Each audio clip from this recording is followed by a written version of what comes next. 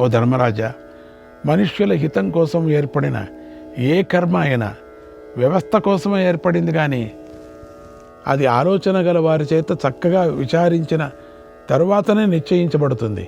ఇందులో సందేహం లేదు. ఒక వ్యవస్థ అంతే ఇది. కనుక అబద్ధమాడి వ్యవస్థను నాశనం చేయటం పాపం. అందరి మధ్య నిశ్చయించిన వివాహాన్ని ప్రయోజనం లేకుండా వృథా చేయటం అపకీర్తిని, అధర్మానికి కారణమవుతుంది. అది ధర్మాన్ని నాశనం చేసినట్లు అవుతుంది. కన్య బంధువుల అంగీకారంతో పెళ్లి జరుగుతున్నప్పుడు మంత్రాలు, హోమాలు చేయాలి. అప్పుడే మంత్రాలు సఫలమవుతాయి. అలా కాకుండా పెద్దలు కన్యాదానమే చేయకపోతే మంత్రాలు ఫలించవు. కన్యాదానం చేయాలా అంటే భార్యాభర్తలు ఇద్దరు కూడా పరస్పరం మంత్రపూర్వకంగా ప్రతిజ్ఞలు చేస్తే అది శ్రేష్టమైన పెళ్ళి అవుతుంది. అది కూడా బంధువుల మధ్యలో వారి అంగీకారంతోనే జరిగితే శ్రేష్టమైనది అవుతుంది.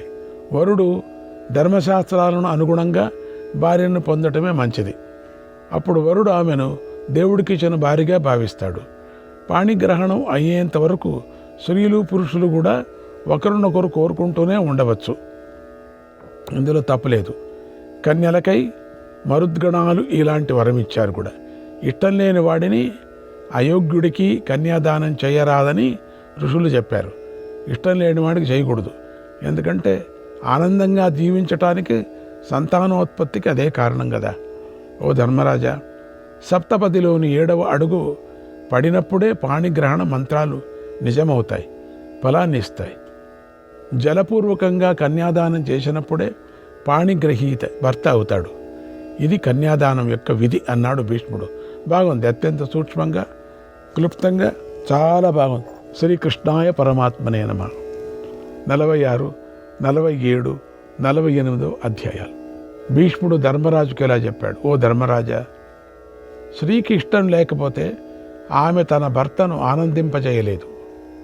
పురుషుడు ఆనందంగా లేకపోతే సంతానం వృద్ధి చెందదు. అందువల్ల స్త్రీలను ఎప్పుడు గౌరవించాలి, లాలించాలి. శ్రియో యత్ర చ పూజ్యంతే, శ్రియో యత్ర చ పూజ్యంతే, రమంతే తత్ర దేవతాః, రమంతే తత్ర దేవతాః, అపూజితాచ్చ యత్రైతాః, అపూజితాచ్చ యత్రైతాః, సర్వాస్తత్ర ఫలాః క్రియాః. దీన్ని తెలుసుకోవాలా.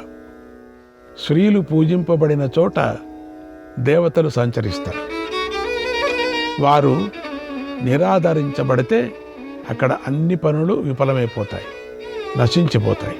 కోడళ్ళు కానీ, కూతుళ్ళు కానీ దుఃఖానికి లోనైన చోట, అందుకని దుఃఖపడకూడదు, సంతోషంగానే ఉండాల. కోడళ్ళు కానీ, కూతుళ్ళు కానీ దుఃఖానికి లోను కాకూడదు, సంతోషంగానే ఉండాలి ఎప్పుడు. ఎందుకు? దుఃఖంతో ఉంటే వంశనాశనం జరుగుతుంది, అటు ఇటు. కనుక ఇంక ముందు వంశం కూడా నాశనం అవుతుంది.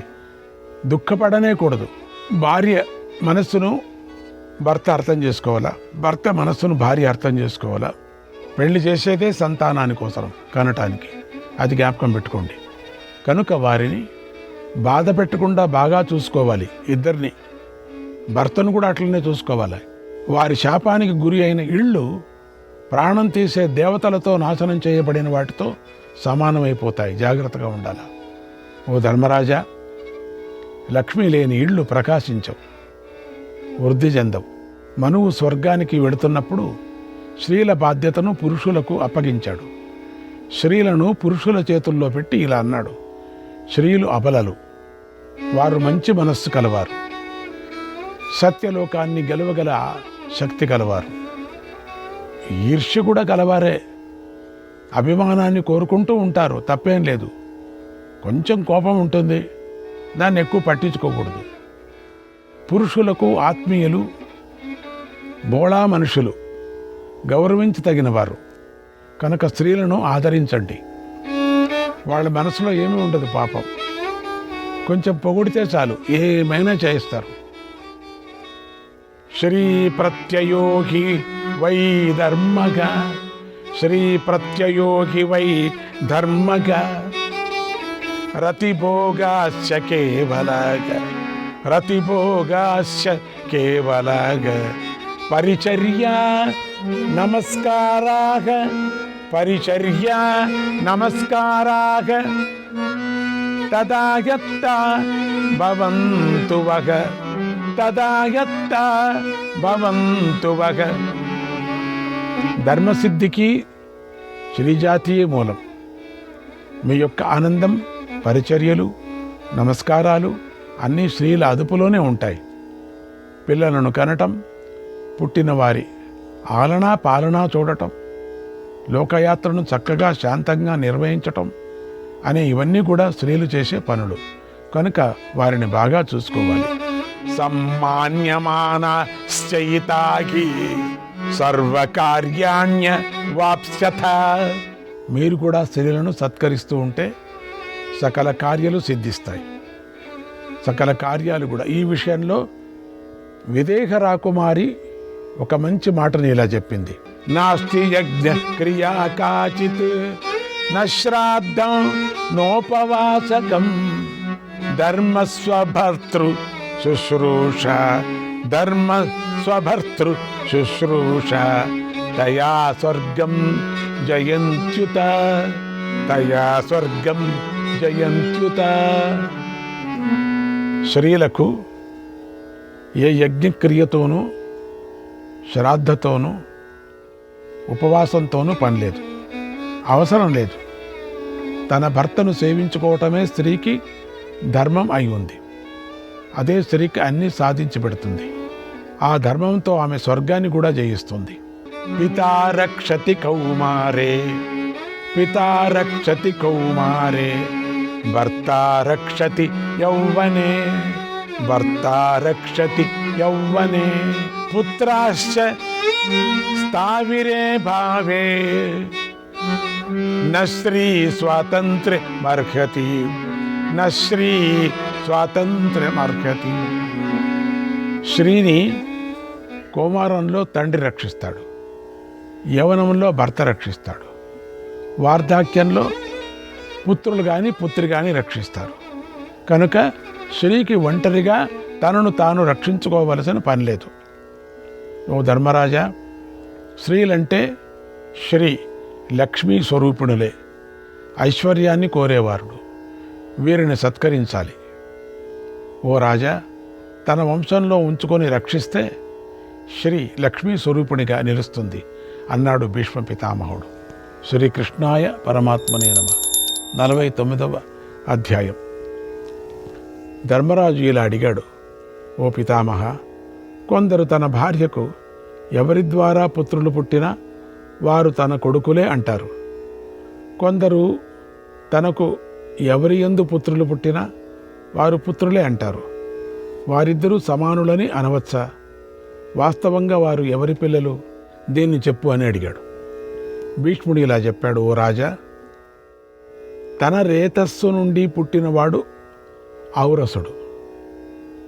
గర్భాధాన చేసినవాడు తన అధికారాన్ని వదులుకుంటే అతడు కూడా తనకు క్షేత్రజ్ఞుడైన కొడుకు పుడతాడు. అంటే క్షేత్రజ్ఞుడైన కొడుకు అవుతాడు అని చెప్తున్నాడు. అలాగే ఆద్యుడి విషయం చెబుతున్నాను విను అన్నాడు. అప్పుడు ధర్మరాజు ఇలా అడిగాడు, ఓ పితామహ, మేము ఔరస పుత్రుడు అనుకుంటున్నాం. అంటే రేతస్సు లేకపోతే క్షేత్రం నుండి కొడుకు ఎలా పుడతాడు? నియమభంగం ద్వారా ఆద్యుడు కూడా కొడుకు ఎలా అవుతాడు? భీష్ముడు ఇలా చెప్తున్నాడు, తన రేతస్సు ద్వారా కొడుకును కని వేరే కారణాలతో అతడిని విడిచిపెడితే కేవలం గర్భాధాన కారణంగా అతడు అధికారి కాలేడు. ఆ బిడ్డ ఆ క్షేత్ర యజమానిదే అవుతుంది. అని ఇప్పుడు జరుగుతున్నాయి కదా, అందుకని తప్పులేదు అని ఇక్కడ నిర్ణయం అయిపోయింది. ఇక్కడ రాజా, పుత్రకాముడై కేవలం పుత్రులను పొందాలనే దృష్టితోనే గర్భవతిని పెళ్లి చేసుకుంటే పుట్టిన బిడ్డ క్షేత్రజ్ఞుడై ఆమె భర్తకే చెందుతాడు, కానీ గర్భాధానం చేసిన వాడికి చెందడు. ఇంకెంతకన్నా ఇంకేముంది? మహాభారతంలో చెప్పేసింది. ఇతరుల క్షేత్రాల్లో పుట్టే పిల్లల లక్షణాలను బట్టి ఎవరి పిల్లలో తెలుస్తూనే ఉంటుంది కావచ్చు. కళ్లకు కనిపించే పోలికలను ఎవరూ కప్పిపుచ్చుకోలేరు కదా. నిజమే, కొన్ని ప్రాంతాలలో కృత్రిమ పుత్రులు కూడా ఉంటారు. అక్కడ ఆ పుత్రులను చేరదీయటమే కారణం కానీ, రేతస్సు కానీ, క్షేత్రం కానీ రెండూ కారణాలు కావు అన్నాడు. అంటే తప్పు లేదు. ధర్మరాజు ఇలా అడిగాడు, ఓ తాత, శుక్రము క్షేత్రము రెండూ స్పష్టంగా తెలియని చోట కేవలం దగ్గర తీసి పుత్రుడిగా భావిస్తే ఆ కృతక పుత్రుడు ఎలా ఉంటాడు అని అడిగాడు. భీష్ముడు ఇలా చెప్పాడు, ఓ రాజా, తల్లిదండ్రులు దారిలో విడిచిపెట్టి ఎక్కడికో వెళ్ళిపోయారు. వారి గురించి విచారించినా వారి జాడ తెలియలేదు. అప్పుడెవడో ఆ శిశువును చేరదీసి పెంచుతున్నాడు. ఆ శిశువు కృతకపుత్రుడు అవుతాడు, ఖండితం అవుతాడు. తాను యజమాని కాకపోయినా ఆ సమయంలో యజమానిగా నిలిచి పోషిస్తున్న వాడి కులమే ఆ బాలుడికి కూడా కులమవుతుంది. అంటే వాడే పుత్రుడవుతాడు అన్నాడు. ధర్మరాజు ఇలా అడిగాడు, ఓ తాత, ఇలాంటి బాలుడికి ఏ వర్గాన్ని అనుసరించి ఎలాంటి సంస్కారం చేయాలి, ఏ జాతి కన్యనిచ్చి పెళ్లి చేయాలో అని అడిగాడు. భీష్ముడు ఇలా చెప్పాడు, ఓ రాజా, తల్లిదండ్రులు విడిచిపెట్టినందువల్ల ఆ బాలుడు తనను పోషిస్తున్న వాడి కులాన్నే పొందుతాడు. కనుక అతడి రక్షకుడిగా ఉన్నవాడు తన కులాచారాన్ని బట్టి బాలుడికి సంస్కారం చేయాలన్నాడు. అంతే, ఎవరు సాకుతున్నాడో వాడే చేయాలా అన్నాడు భీష్మ పితామహుడు. తప్పేం లేదు, వాడి కులంలోనే చేరినట్టు లెక్క, వాడి ప్రకారంగానే చేయాలి ఆ బాబుకి. శ్రీకృష్ణాయ పరమాత్మనే నమః. 50వ అధ్యాయం.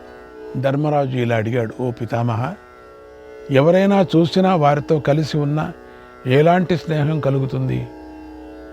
గోవుల మహిమ ఏమిటి చెప్పు అని అడిగాడు. భీష్ముడు ఇలా చెప్పాడు, ఓ రాజా, నువ్వు అడిగిన ఈ విషయం గురించే పూర్వము నహుషుడికి చవన మహర్షికి మధ్య జరిగిన ఓ సంవాదాన్ని నీకు చెప్తాను విను. ఒకప్పుడు భృగువంశంలో పుట్టిన చవన మహర్షి తపస్సు చేసుకుంటూ జీవిస్తున్నాడు. చవనుడు ఆయన మహావ్రతాన్ని ఆచరిస్తూ నీటి లోపల ఉండి తపస్సు చేస్తున్నాడు. ఆయన అభిమానాన్ని, క్రోధాన్ని, హర్షాన్ని, శోకాన్ని విడిచిపెట్టాడు. గొప్ప నియమాన్ని పాటించి 12 సంవత్సరాలు నీటిలోనే ఉన్నాడు. చల్లని కిరణాలు గల చంద్రునిలాగా ఆ మహర్షి సకల ప్రాణులపై, విశేషించి అన్ని జలచరాలపైన పరిపూర్ణ విశ్వాసాన్ని పెట్టుకున్నాడు. పవిత్రుడయ్యాడు.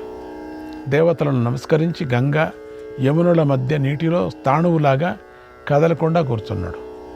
గంగా యమునులు కలిస్తే ఆ వేగం మామూలుగా ఉండదు, పరమ భయంకరంగా ఉంటుంది. అక్కడ అతి భీకరమైన ధ్వని పుడుతుంది. వాయు వేగంలాగా నది ప్రవహిస్తుంది. అయినా సరే ఆ మహర్షి దానిని శిరస్సుతో స్వీకరించాడు. అప్పుడు గంగా యమునా నదుల మహర్షికి ప్రదక్షిణం చేసి ప్రవహించాయి, కానీ ఆయనను బాధించలేదు. ఆ మహర్షి కట్టెలాగా నిశ్చలంగా నీటిలోనే నిదురించాడు. అప్పుడప్పుడు నీటి మీదే నిలబడ్డాడు. అలా నీటిలో నివసిస్తూ ఉండటం వల్ల జంతువులన్నిటికీ ఆయన ప్రియమిత్రుడయ్యాడు. ఆయన అలా నీటిలో ఘోరమైన తపస్సు చేస్తూ ఉండగా చాలా కాలం గడిచిపోయింది. ఆ తర్వాత ఒకనాడు చేపలు పట్టి జీవించే మత్స్యకారులు ఎంతోమంది అక్కడికి వచ్చారు. వారికి ఎందుకో కొన్ని రోజుల నుంచి చేపలు దొరకటం లేదు. అందుచేత వారు ఎలాగైనా సరే ఈ రోజున ఒట్టి చేతులతో తిరిగి వెళ్ళకూడదు, చేపలతోనే తిరిగి వెళ్ళాలి. ఇంట్లో వారిని సంతోషపెట్టాలి అనేటువంటి గట్టి నిశ్చయంతో ఉన్నారు. వారు చేతులతో పెద్ద పెద్ద వలలు పట్టుకొని అక్కడికి వచ్చారు. ఆ మత్స్యకారులు అందరూ బాగా వ్యాయామం చేసేవారు. అందుకే వారి భుజాలు ఉబ్బి ఉన్నాయి. వారు బలిష్ఠులు, శూరులుగా ఉన్నారు. వారికి నీరంటే భయం లేదు. చేపలుండే లోతు నీటిలోకి వెళ్ళి వలను పరిచారు. గంగా యమునుల నీటిని తమ వలలతో కప్పివేశారు. వారు విసిరిన వల అది చాలా పెద్దది. దాని యొక్క వైశాల్యం కూడా చాలా ఎక్కువగా ఉంది. చక్కగా పటిష్టంగా తయారు చేయబడి ఉంది, బలంగా ఉంది. వారు దాన్ని నీటిపై పరిచారు. తర్వాత అందరూ నీటిలోకి దిగారు. ఎలాంటి భయం లేకుండా ఉత్సాహంగా వలను పద్ధతి ప్రకారంగా మడుస్తూ చేపలను, ఇతర జంతువులను కూడా బంధించారు కూడా. వలను నెమ్మదిగా లాగే సమయంలో వారు అనుకోకుండా చుట్టూ చేపలతో ఉన్నటువంటి చ్యవన మహర్షిని కూడా వలలో బంధించి పైకి లాగారు. వారు వలను పైకి లాగుతున్నప్పుడు వారికి వల బరువుగా కనిపించింది. భలే భలే, ఈరోజు మన పంట పండింది, ఏదో పెద్ద చేప పడింది అనుకున్నారు. చాలా కాలం నుండి నీటిలోనే ఉండి తపస్సు చేస్తూ ఉండటం వల్ల చ్యవన మహర్షి శరీరంపై బాగా నాచు అంటుకొని పోయింది. దాంతో ఆయన గడ్డం జడలు పచ్చగా అయిపోయాయి. ఆయన శరీరంలో చిన్న చిన్న శంఖాలు గుచ్చుకొని ఉన్నాయి. వాటితో ఆయన పంది వెంట్రుకలు తగులుకున్నట్లుగా విచిత్రంగా ఉన్నాడు. అలా చ్యవన మహర్షి వలలో నుంచి పైకి రావటాన్ని చూసి మత్స్యకారులు వణికిపోయారు, భయపడ్డారు. అందరూ ఒక్కసారిగా నేలపై పడి నమస్కారాలు పెట్టారు. ఆ రోజుల్లో ఆ మహర్షులంటే అందరికీ అంత గౌరవం ఉండేది, అంత భక్తి శ్రద్ధలు ఉండేవి. వారు వలను ఈడ్చినందువల్ల కలిగిన బాధతోనూ భయం వల్ల నేలను తాగటం వల్ల ఎన్నో చేపలు చనిపోయాయి. అది చూసి చ్యవన మహర్షి ఎంతో బాధపడ్డాడు. ఆయనకు వాటిపై జాలి కలిగింది. అప్పుడు మత్స్యకారులందరూ ఇలా అన్నారు, అయ్యా, మేము పెద్ద పాపం చేశాం, దానిని అజ్ఞానంతో చేశాం, దీన్ని మమ్మల్ని అనుగ్రహించండి, మేము ఇప్పుడు ఏం చేయాలో ఆజ్ఞాపించండి అని వినయంగా అన్నారు. అప్పుడు చేపల మధ్యలో ఉన్న చ్యవన మహర్షి ఇలా అన్నాడు, ఓ గంగపుత్రులారా, మీరు నాకు ఇష్టమైన పని చేస్తానని మాట ఇచ్చారు, చాలా సంతోషం. నేను చాలా కాలం నుండి ఈ చేపలతోనే నివసిస్తున్నాను. ఇవి నాకు ఆశ్రయాన్ని ఇచ్చాయి, నాకు స్నేహితులయ్యాయి, బంధువులయ్యాయి, తల్లిదండ్రులు అయ్యాయి. కనుక నేను వీటి విడిచి నా దారి నేను చూసుకోలేను. అది పాపం, అధర్మం కూడా. కనుక నేను ఉంటే వీటితోనే ఉంటాను. చావో బ్రతకో నేను చేపలతోనే ఎక్కడికి వెళితే అక్కడికి వెళతాను. ఎందుకంటే నేను వీటితోనే కలిసి నీటిలోనే జీవించాను కనుక ఇప్పుడు వీటిని వదలనేనన్నాడు. ఆ మాటలు వినగానే మత్స్యకారులు ముఖాలు వాడిపోయాయి. మహర్షి పైకి లేచి తన దారి తాను చూసుకొని వెళ్ళిపోతాడు అనుకున్నారు. కానీ కథ అడ్డం తిరిగింది. చేపలతోనే ఉంటాను అనేసరికి వారెంతో భయపడ్డారు, వణికిపోయారు, కంగారు పడ్డారు. కళ తప్పిన ముఖాలతో నాటి కాలంలో తమను పాలిస్తున్న నహుష మహారాజు దగ్గరకు కంగారుగా వెళ్ళారు. నహుషుడికి జరిగిందంతా చెప్పారు. అన్నాడు భీష్ముడు. శ్రీకృష్ణాయ పరమాత్మనే నమః. 51వ అధ్యాయం. భీష్ముడు ఇలా ధర్మరాజుకు చెప్పాడు. నహుషుడు చ్యవన మహర్షిని చూసి మంత్రులు పురోహితులతో కలిసి త్వరగా ఆయనకు ఎదురు వెళ్ళాడు. యథావిధిగా అర్ఘ్యపాద్యాదులను ఇచ్చాడు. అన్ని నియమాలను పాటిస్తూ చేతులు జోడించాడు.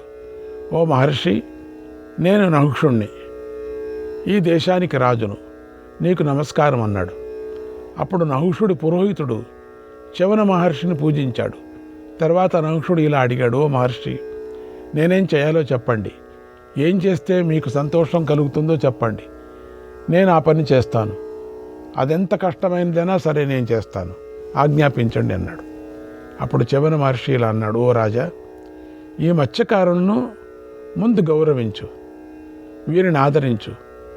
వీరు చేపలు పట్టుకొని జీవిస్తున్నారు, వారి జీవనాధారం ఇదే. వారెంతో శ్రమపడ్డారు.